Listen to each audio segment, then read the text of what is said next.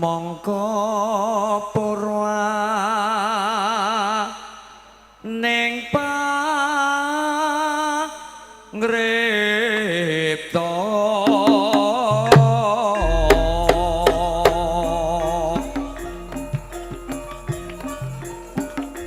olah rasa babar gending sayakti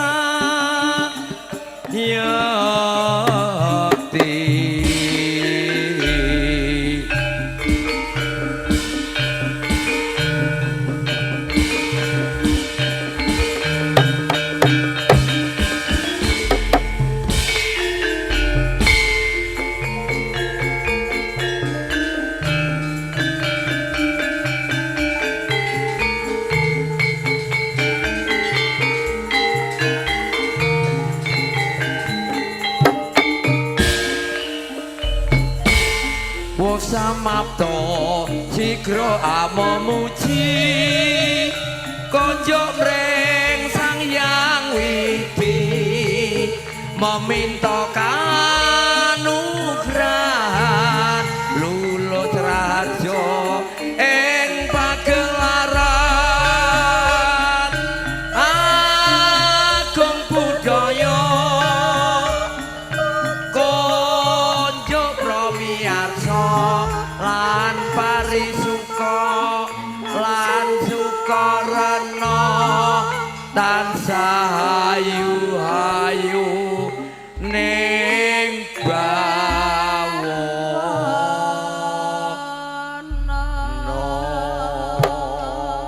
kina beten manis rahayu hayu rahayu ingkang samya pinanggih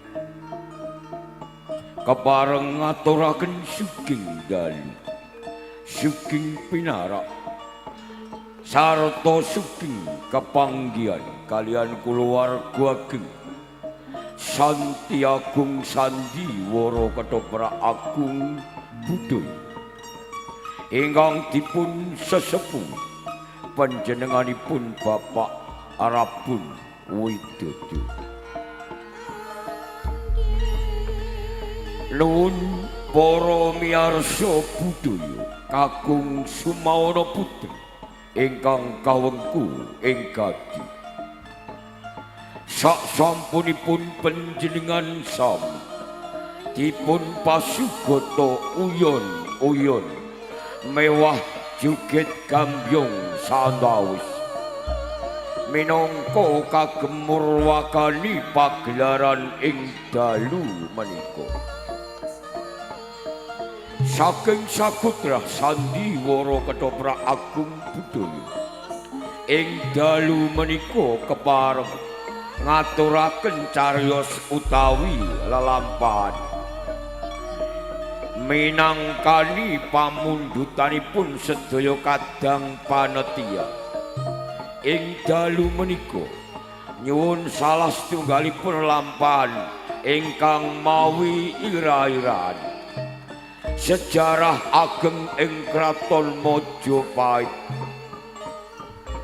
serial nambi wisuda dumawah perangan Ronggo Lawe Balelo dalang mewah pendapuk kaasta Dimas Bagus Jonianto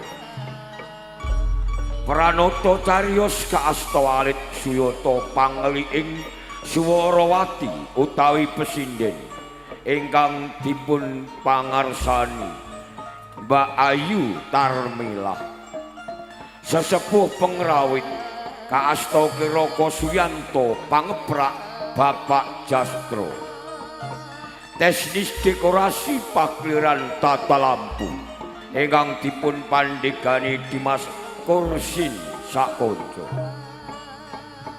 Iki kepareng kula ngaturaken rancaking dedapukan ing dalu menika. Sapisan anggambaraken wonten ing pertapan Gunung Lawu. Ronggo Gadung ingkang dipun tindakaken bagus dumadi raga padmi ingkang dipun tindakaken Mas Ayuning Wati wontening Reksi Supa Mandrani kaasta alit Suyata. Salajengipun wonten ing kraton Majapahit Prabu Raden Wijaya Kertarajasa Jayawardhana ingkang dipun tindakaken Dimas Bagus Kasriyanto. Ken Sora kaasta Bapak Mukti Hariwibowo. Haryo Nambi kaasta Dimas Bagus Kunata. Wontening Hadipati Mampringan Kebu Nabrang kaasta Bapak Sunanji. Hadipati Ronggolawi kaasta Bapak Sugiarto Hadi Patih Tambak Yudo kaasta Dimas Eko Saputro. Salajengipun wonten ing sendang dolanan para putri panglipur mban ingkang dipun tindakaken Mas Ayu Eka Talenta sarta Hesti Menyes dipun bantu Seniwati Ayu saking Sandiwara Ketoprak Agung Budaya. Sulastri kaasta Mas Ayu Titik Widayanti Senopati Pringgo Digdaya ingkang dipun tindakaken Dimas Bagus Suyanto wontening Sutejo kaasta Dimas Jonianto. Wonten ing Kadipaten Tuban Mertaraga kaasta Mbak Ayu Martiati Tirtawati kaasta Mbak Ayu Triyana Kudo Hangampeani kaasta Dimas Eko Wijaya wontening Roro Kembang Sore kaasta Mas Ayu Vera Proleta. Repat utawi dagelan minangka kagem panglipuring manah panjenengan sami ingkang dipun tindakaken grup Tirolawak saking Agung Budaya Cak Gomblo Cak Deni sarta Dimas Mondol. Para miyarsa budaya mekaten rancaking dedabukan salebetipun cariyos Rangga Lawe Mbalela. Monggo kula aturi mirsani ngantos paripurnanipun cariyos ing dalu menika. Panutuping atur jaya-jaya angesti budaya kinarya luhuring nusa kelawan bangsa agung budaya sekali jaya jaya jaya jaya selami laminipun nuwun.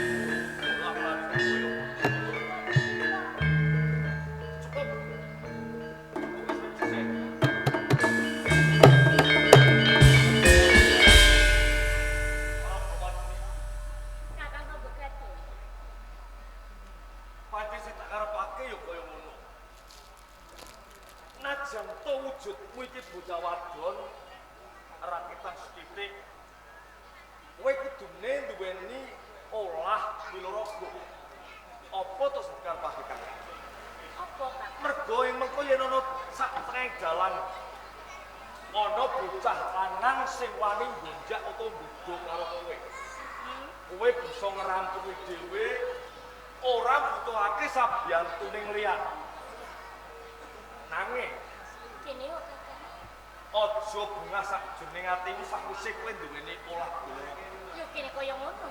mergo bocah lanang yen tatarane ilmune luwih dhuwur apa kowe ora bakal bisa dikalahake Ngono, Kakang. Iki luwih sampurna. Piye? luwih sampurna kudune kowe duweni Adijaya Kawijaya najan to mung cukup siji kowe duweni Adijaya Kawijayan ing mengkone kowe bakal bisa sampurna nggonmu njaga pribadimu dhewe Yo, Kakang. iki kelas kebeneran ora bupati Kakang sebut lagi. ning papan kene iki ana gedang cacahe mung cukup loro yen pancen kowe kepengin duwe Adijaya Kawijayan kakang ora kabutan yen kakang ladi kalau kowe perkara Adijaya Kawijayan Yang ngono aku tuh pengen aktif Kakang. ayo sisik kidul kae tinibo gilirane kakang ya gedang kae bakal tak reboake sawane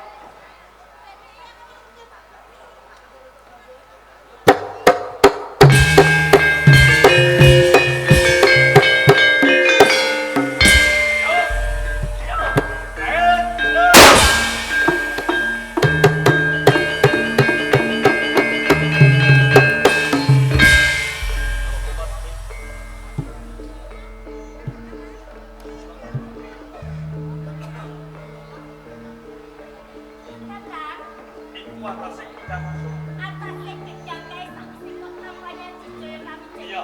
Aduh, salah apa? Apa meneh utama kita menungso. Bakal bisa mesti sanalika. sikar merapat sirai ini bakal mengenai ayo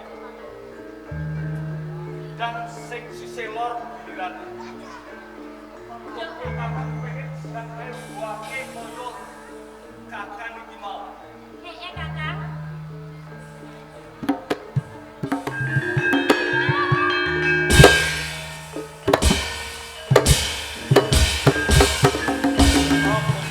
Iya, Kakang. kowe iku ngecake Adijaya Kawijayan apa joget Joget nih, joget sakit Adijaya Kawijaya nih kene sama second namanya Adijaya Kawijaya. ing ngarep kakang mau pondo piye ing ngarep kakang pondo yen ngecake Adijaya Kawijayan iki kudune sing tenanan sing mantep madhep apa sing kok tuju Ngono. najan to ana swara apa wae aja kok gatekake aja kok prae lho ya Iki mau aku wis setuju tenanan. aja mikir tegol ngene Bu.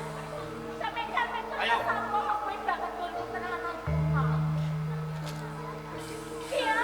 Hormati, hormati, hormati.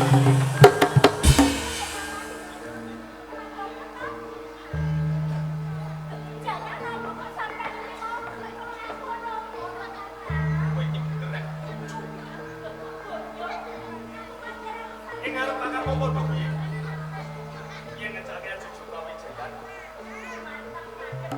nek ana swara apa wae aja kok gatekake aku iki mau cukup nodi karo kowe kowe iki mantep kok sing kok tuju apa ora ayo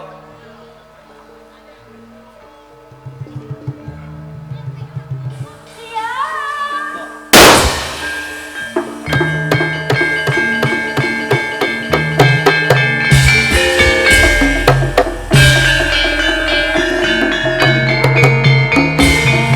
hormati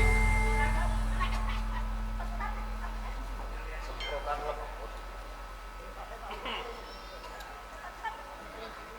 pancen sing tak karepake kaya ngono sepisan durung sampurna kaping pindhone kowe bisa ngrubuhake gedang kang sisih lor manggon.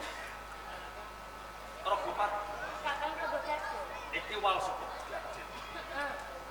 Tenane nggonku ngajak kowe ketemuan ning gone papan kene sepisan Glajen. Kaping pindhone nalika semono aku ngerti rupamu kang ayu mongso kasesem jroning atiku. Yen ora kabutan aku tresno karo kowe. Sampeyan tresno aku.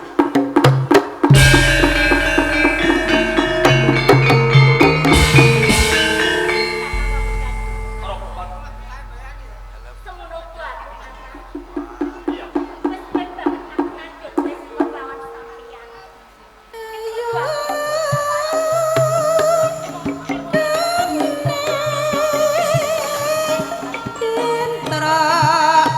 Maya maya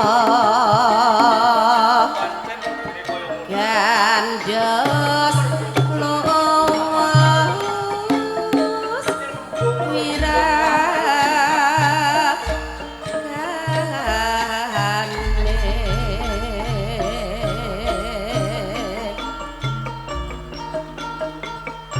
mati. Kan aku janji.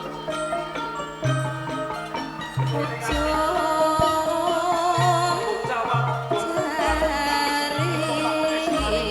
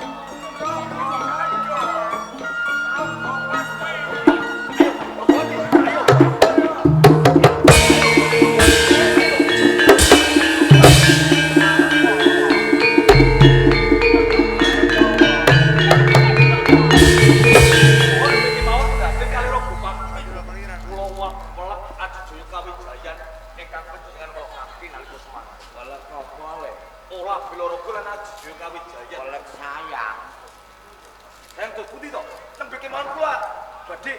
Jadi niki wae. Ketek. Pripun to Bapak? Padmi, Kula aja goro karo wong tuwa. menawi ngaten panjenengan sampun pirsa to Bapak? Wiwit cungkak kawitan nganti pungkasan aku wis ning ngisor witahe. Napa sih? Apa sing kok karepe aku wis weruh. Napa sih, Bapak? Aku dadi isin lho Kakang. Kaya kok nae. Aku wis ngerti kok gaduh. Nak kowe padha antuk kapunan karo Raga Padmi. Bapak, Piye? si sandal boten kula selah. Wiwit dinten menika ugi kula tresna kali Raga Padmi. Lah kowe piye Raga Padmi? Padha Bapak, kula nggih tresna kalian Kakang Kang Sugati. Tukang wedok seneng wong lanang ora kondo wong tuwa. Menika kula kandha kalian Kasep kondo wis kadung tek kabeh kok. Kon kondo-kondo yo kasep. Ini ya gadung. Kula Bapak. Lan kowe Raga Padmi. Ji Bapak. Nak cetha kowe wis padha nuwuhke katresnanmu karo lan sijine ya wong tuwa mung nganut bakal tak pangestoni. Bapak mali lair. Nah, Raga Padmi.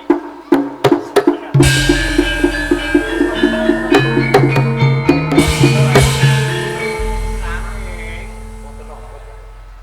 nanging sauntara iki katresnamu tak pisahke luwih dhisik. Nuwun sewu Bapak. Menapa sedaya ngendika panjenengan ing ngajeng menika namung pawadan. Ora sing dikarepke bapa iki ora tak pisahke selawase iki ora. Lajeng kersa Wong panjenengan bebrayan iki kudu mbutuhake prabeya.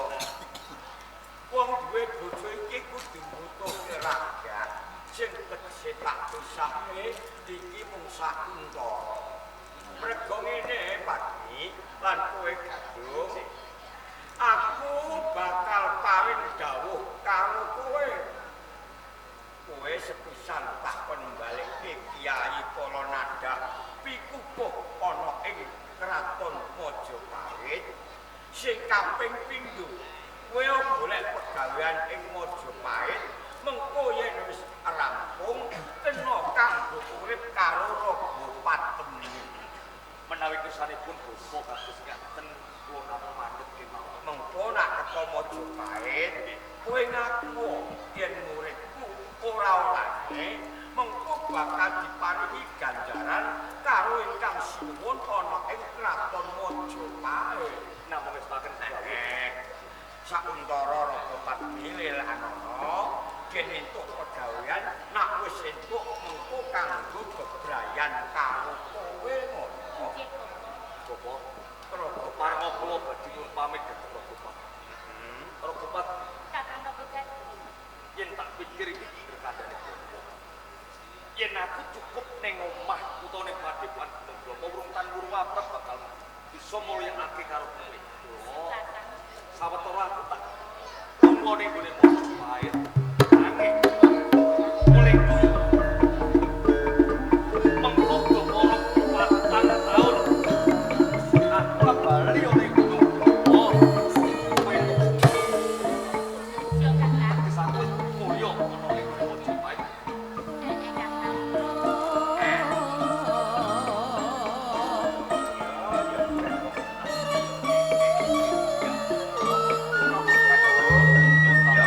tak pangestoni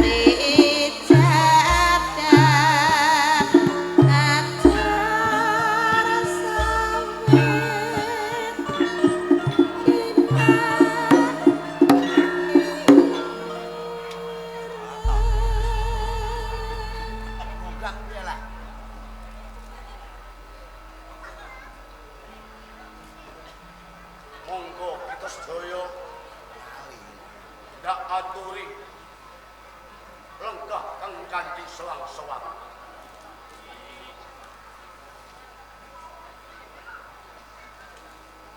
Paman Gansora Sabdo pangandika Basuki Swanipun pangaitunan karis ing sarakara kalawan boten ngantuk kaos sekti dalem kan kula tampi ugi tansah mbabar daya pangaribawa dan kula jumeneng pandhan pengayoman ing Katon Mojopahit. mugi kemawon Katuran pinarak iku sekecok nama kita kira Paman Kebuan Abrang bawa timbalan dalem Sinun derek sepuh ing pendhapi Katon Mojopahit sapa Basuki Swanipun. Pangestunipun kalih sing sakara-kara ngen kula sowan namung kemawon ingkang abdi caos sungkeming pangabekti mugi matur mabiyantura dalem Kula tampi namung kewala salam takbir kula katur nggih kapun diame bola jeman dina ingkang kanthi sekecok ngestakaken dawuh kata gaya nami Sabda katimbalan Sinun Basuki Swanipun. pikantuk pangestu dalem sowan kula kalis ing Robito namung sungkem pangabekti mugi kapun Gak tomo muga mimpi pangaribawa lenggah ing payoga. namung estakaken Peranganing para tamtama kadang kagian. Kang derek sepuh ing pendopo Katon Mojopahit sawetara dak aturi darak kang kanthi kasujuk. Paman Gansora dawuh timbalan lan dika Kakang Kebuan Abrang dawuh dalem lan sino sareng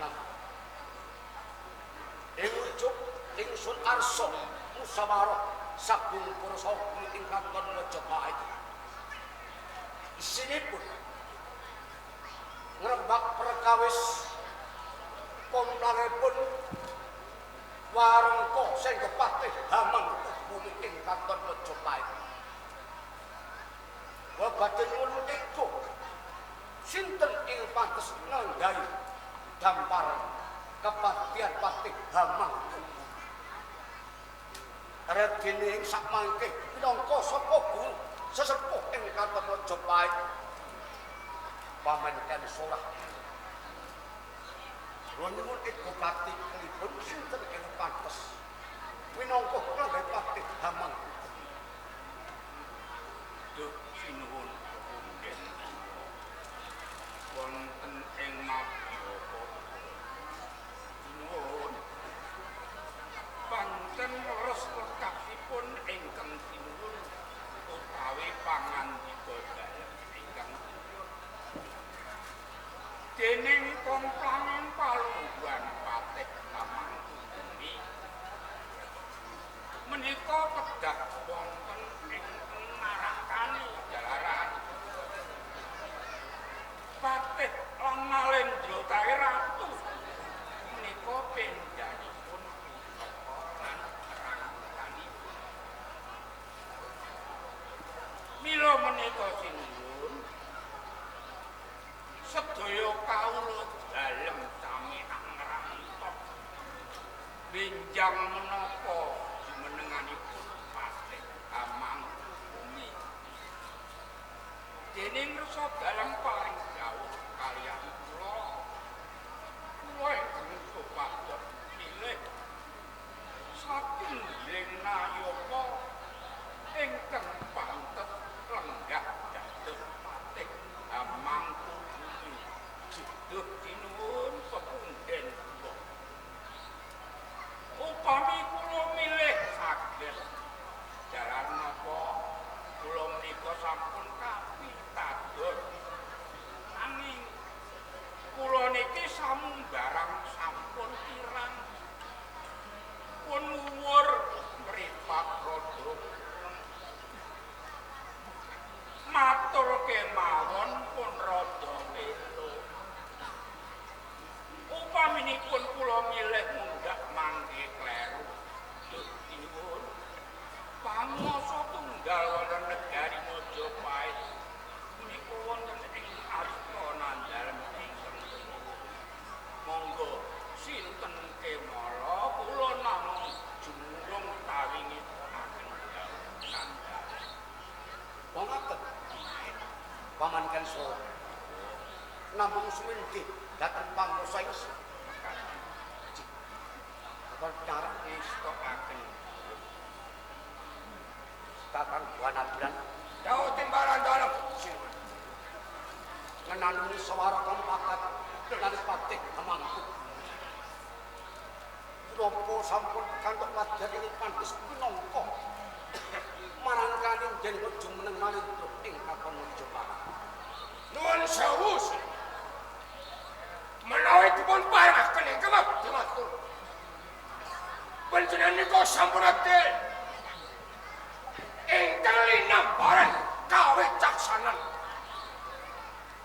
tuladhanipun sedaya ingkang sami labuh sampun kaparingan kamukten piyambak-piyambak kados dene kula kapasrahan ing Kabupaten Mamringan orang kula rekat kapasrahan Kadipaten Tuban nanging sipun tasih wonten kadang-kadang ugi ageng labuh ipun tumrap panjenengan ingkang sipun ingkang dereng kaparingan kamukten dados wonten kadang-kadang ing negari Majapahit ora keteng sak mrica gedene ingkang duweni labuhan dereng kaparing pamungkuhan mila menika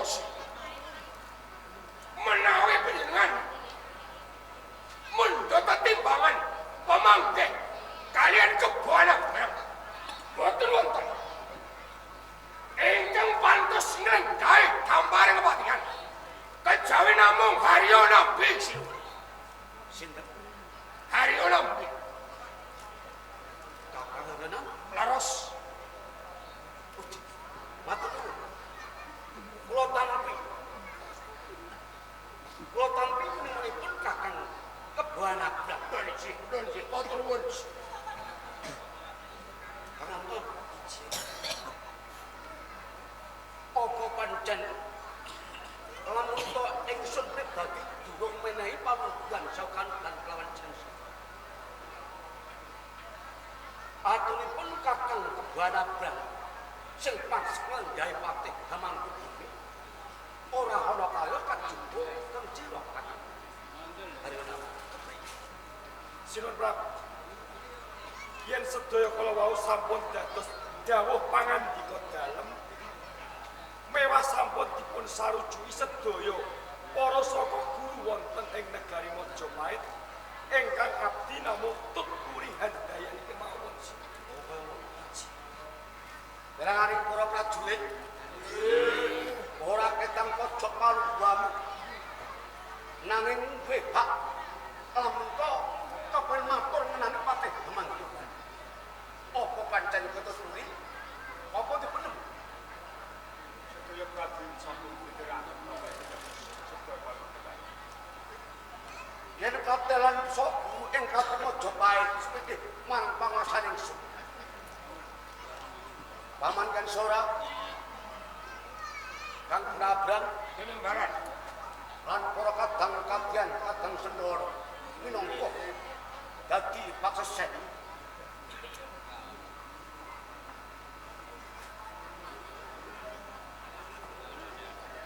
atas nomo Ratu ing Katon Majapahit hanimbang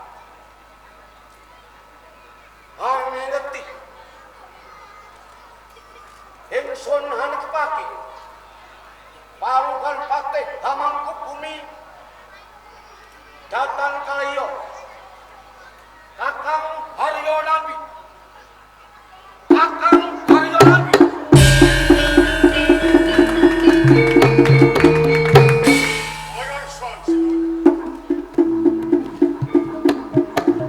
Sarah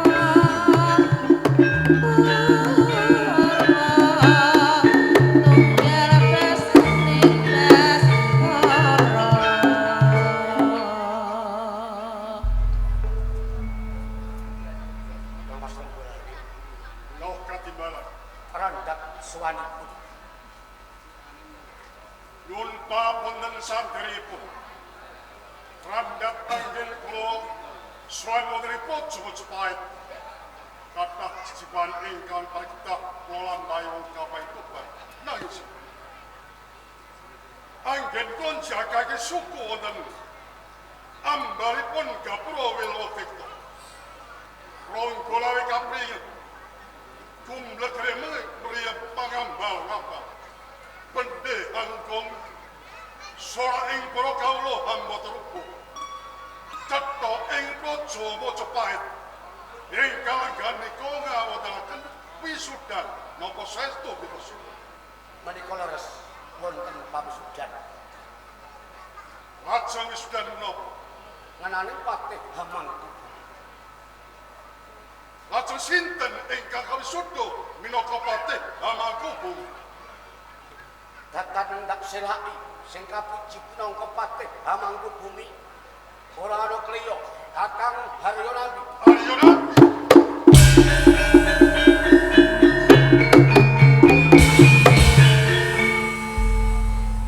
Sinun menapa sampun katimbang nyuwun paestu dhateng para sedulur kang mapan wonten ing Praja Majapahit. Rasa bola. Kula menika sampun pikantuk sarjaning para kawula wonten ing Kampung Majapahit. Sing sami sarujuk. Sami sarujuk. Narji. Merayaten kula saged mikir. Anggenipun mikir para sedulur. Menika megalipun boten mawi bathok nanging dikala menika. Sinuwun. Nabi menika sinten? Nabi menika tiyang bodho, ela-elo. Tulisan wae ora ngerti. Sekolah ora tahu. Nabi menika mau juludan. Saben dina nang pawon isine masak menika nampi. Loh, kok panjenengan wisuda Nepati? Majapahit menika bakal dituduhake wonten pundi sih? Kamus kula. Menawi nampi boten pantes. Kula puji minangka Patih Hamangkubumi lajeng sinten. Menawi pamai kula monggo praja ingkang kuwawi nampi kanugrahan Patih Hamangkubumi. Saboten-botenipun kados dene paman Kensora. Ae!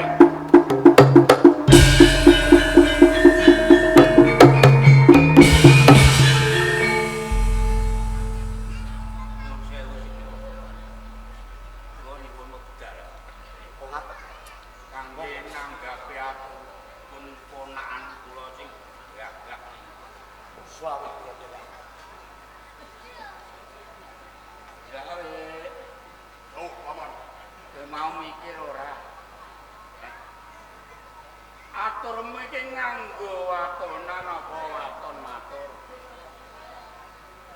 Nek waton matur aku ora ngerti. Mergo waton matur iki tanpa dipikir sakdurunge. Judule dadi waton matur. Nek nganggo watonan. Wewatonan kuwi sakdurunge ngucap iki dipikir. Kanthi jlimet dununge mengko diucapake. Lho kowe kok temonyol-tonyol kok sumalono. Aku kok unjuke dadi Patih Hamangkubumi. Lho kowe iki ngerti. Lho kowe iki melek apa ora? Aku iki wis tuwa, aku wis sepuh. Mlaku nek nganggo teken wis jompo ora kuat mangkat. Nek rasa nopo nonol aku dadi Patih Hamangkubumi. Lho aku dadi judemong mancanegara kene kena njaluk pensiun. Coba kuwi lawe. Patih Hamangkubumi iki ora gampang. Kajaba kuwi iki ra kanugrahan ning sesanggeman kang abot nek wong tuwa kaya ngene sesanggeman abot apa kuat coba pikirana kajaba kuwi upamane aku wong tuwa dakah pengen dadi patih Hamangku Bumi terus nom-nom do arep apa luwe do sekolah pinter do sarjana kene sing tuwa dakah ora gelem pensiun sing nom perumahan apa besok anggota tanan gabar pisan ora mikir gabar pisan sak penakmu nuwun sewu sindur kene menawi wonten lepatipun ponakan kula nyuwun ing pangapunten anggepen kewala aturipun ronggo kala wau padha kongkang mangkung wonten ing sak lebetipun lan Sinur Lamas Manggolan wong bali-bali nang wong bodoh Pak ibarate koyo dening Brahmana sing penake dadi kaum tani wong tani sing penake maca buku wido mriko nampi nang sinun boten dasno monggo ngarso muncul atur kula gelawe kajabel anggenipun wisuda patih Hamangku Mitri Nabi Lamas Manggolan ingsun nalindra ingsun pandang pengayuman ing katon Mojopahit kagungan paugeran sabdo pandhita kena wolawan ingsun netepake kakang nampi pinangka patih Hamangku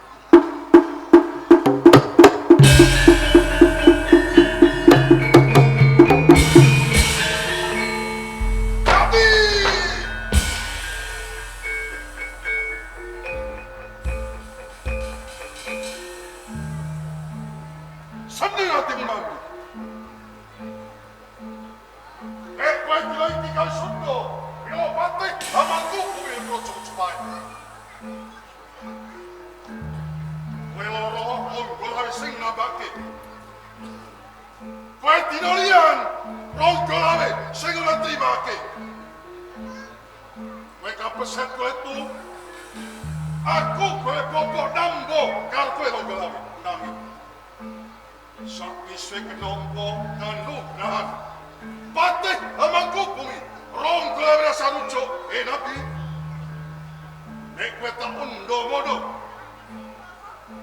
kowe ora lagi pake ning papan kene tanda ayo tadi guru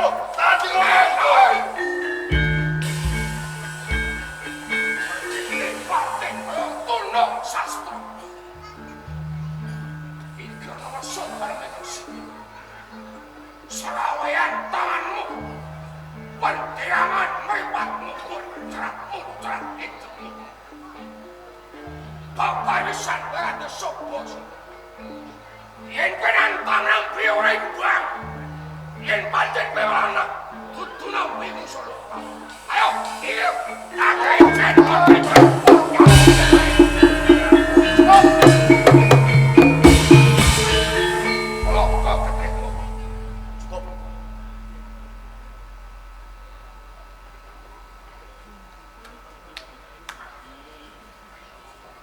Kakang Kebuana Brang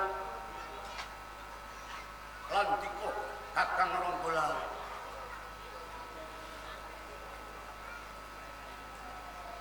kula boten ngesaken sami bentak sirah teng kabaten perkawis menani amiji palenggan patih Hamangku Bumi panjenengan saka guru saudara sepuh ing katon Mojopahit ninggal kang watak Subasita nyimpang saking piwulang mungkus saking pitutur kula menika ratu kakang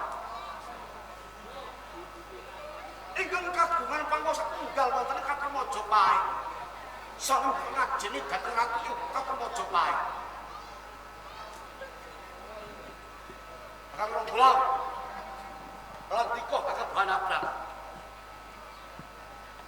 Ratu menika nggih pangnosa sakatahipun. Kedhot tuntut mustikaning Danaloka. Ratu menangga boten masuk dening kawula. Ratu tanpa putra lan garwa lan kawula. Ora bedan caplak andeng-andeng. Luput pangkat cugel sanalika. Marang sok-sok wae kawula ing Majapahit. Lamun to ingsun hamiji dhateng Kakang Haryana Pinapati Hamangkubumi. Kang Surasaja kana minggat saka Majapahit.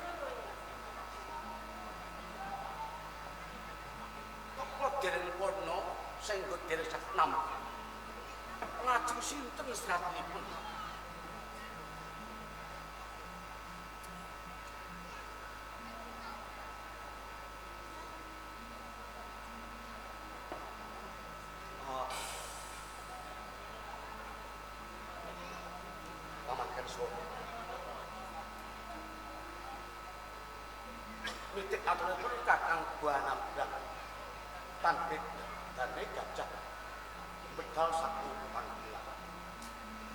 Pamento saged dali wonten ing kandhangipun wonten salanipun. Mongko nitik atur Kakang Banabrak panjenengan menungsa.